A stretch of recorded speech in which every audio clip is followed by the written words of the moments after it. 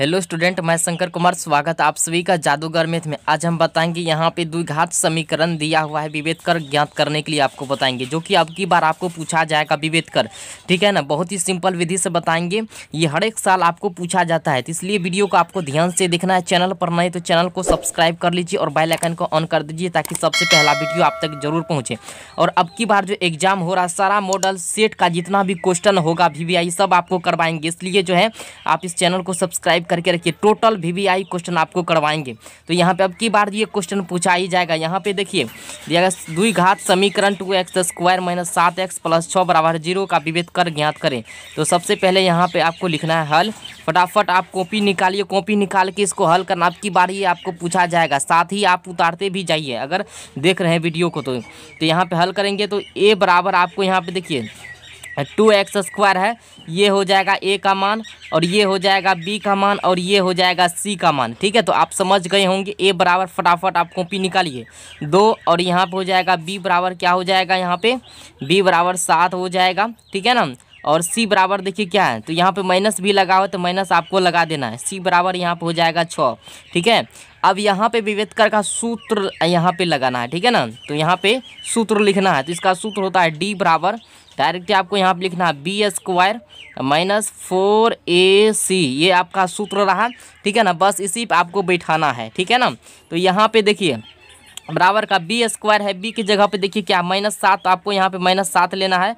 Square भी है तो आपको स्क्वायर लगा देना है। ठीक है, इसके बाद यहाँ पे देखिए माइनस है तो -4 देखिए सूत्र से ही है। इसके बाद इंटू, यहाँ पे इंटू छिपा हुआ रहता है। तो a का मान देखिए क्या है 2। इसके बाद c के जगह पे देखिए 6 है, तो यहाँ पे 7 का वर्ग होगा तो हो जाएगा 49, माइनस का वर्ग होगा तो प्लस हो जाएगा। तो माइनस का माइनस, 4 दूनी 8, 8 छाके 48, तो यहाँ पे हो जाएगा 48। तो बराबर का कितना हो गया ये आपका 49 में से 48 गया तो 1 बचा, यही आपका आंसर रहा। ठीक है ना, फटाफट कॉपी निकालिए, आप उतारते जाइए।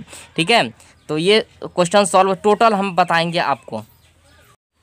देखिए यहाँ पे दिया है समांतर श्रेणी 1, 4, 7, 10 ... के 18वें पद का मान ज्ञात करें।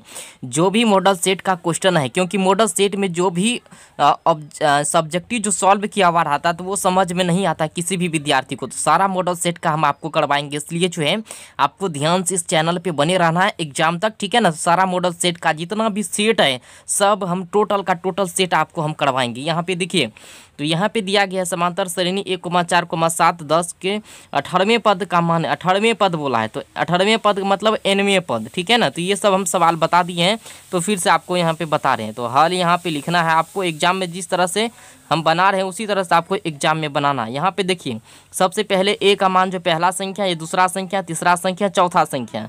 ठीक है ना, तो ये हम बता भी दिए हैं। तो यहाँ पे आपको लिखना है a बराबर हो जाएगा 1। ठीक है ना, और इसके बाद जो है यहाँ पे देखिए nवें पद जो है, तो nवें पद जो होगा यानी कि n हम इसको लिखेंगे, ये जो 18 है यही हो गया nवें पद, जिसको हम लोग an भी कहते हैं। तो अब यहाँ पे हमको निकालना है d, तो d निकालने के लिए हमें क्या करना पड़ेगा, तो d बराबर होता है a2 - a1, ये सूत्र है। ठीक है ना, तो यहाँ पे d बराबर हो जाएगा a2, ये हो गया दूसरा पद, a2 का मतलब ये दूसरा पद, तो 4 - 1, तो d बराबर आपका निकला यहाँ पे 3। तो d बराबर यहाँ पे 3 निकल गया। अब आपको यहाँ पे 18वें पद का मान निकालना है। तो मान निकालने के लिए सबसे पहले आपको यहाँ पे सूत्र लागू करना पड़ेगा। तो सूत्र क्या है आपका, यहाँ पे देखिए, तो यहाँ पे सूत्र हो जाएगा nवें पद है ना, तो इसका मतलब यहाँ पे d आपको देना है, जिसको हम सार्वंतर कहते हैं। अब देखिए यहाँ पे क्या करना है, ये 18 जो देख रहे हैं आप, ये तो ये पद है। ठीक है ना, an पद है ये। ठीक है, तो यहाँ पे बराबर का हो जाएगा, एक जगह पे देखिए क्या है, 1 है, इसके बाद प्लस n के जगह पे क्या है, यहाँ पे आप देख सकते हैं, और यहाँ पे भी लिख दिए हैं। तो an, इसी को हम लोग an भी कहते हैं, nवां पद कहते हैं इसको। ठीक है, तो यहाँ पे हो जाएगा 18 - 1, और d के जगह पे देखिए क्या है, 3 है यहाँ पे, तो यहाँ पे लगा देना है 3। ठीक है, अब यहाँ पे देखिए 1 + 18 में से 1 को घटा दीजिए, बच जाएगा यहाँ पे 17, और यहाँ पे गुना है 3, तो बराबर का हो जाएगा 1 + 17 या 51। तो इसको बारीकी से आपको समझते जाना है, कॉपी किताब आपको निकालना है और फटाफट यहाँ पे लिखते जाना है। तो यहाँ पे हो जाएगा 51, एक जोड़ेंगे तो 52 हो जाएगा यहाँ पे। तो यही रहा आपका आंसर। फटाफट आप उतारते जाइए, ठीक है ना। बहुत ही आपको आसान विधि से हम बता रहे हैं, जो कि इसी तरह से आपको एग्जाम में भी बनाना है, ठीक।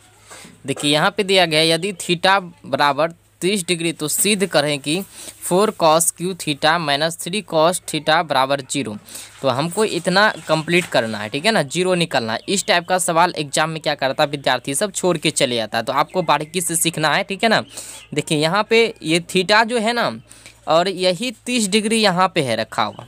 थीटा बराबर पहले 30 डिग्री तो है, सिद्ध करना है। सिर्फ फंसाने के लिए यहाँ पे थीटा के मान जो है 30 यहाँ पे रख दिया है और इसको अलग कर दिया है।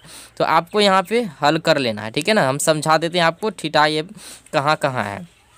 देखिए 4 cos क्यू, अब थीटा की जगह पे क्या है 30, बस यही 30 अंश यहाँ पर उठा के रख दीजिए, ठीक है ना। आप समझ में आ गया होगा।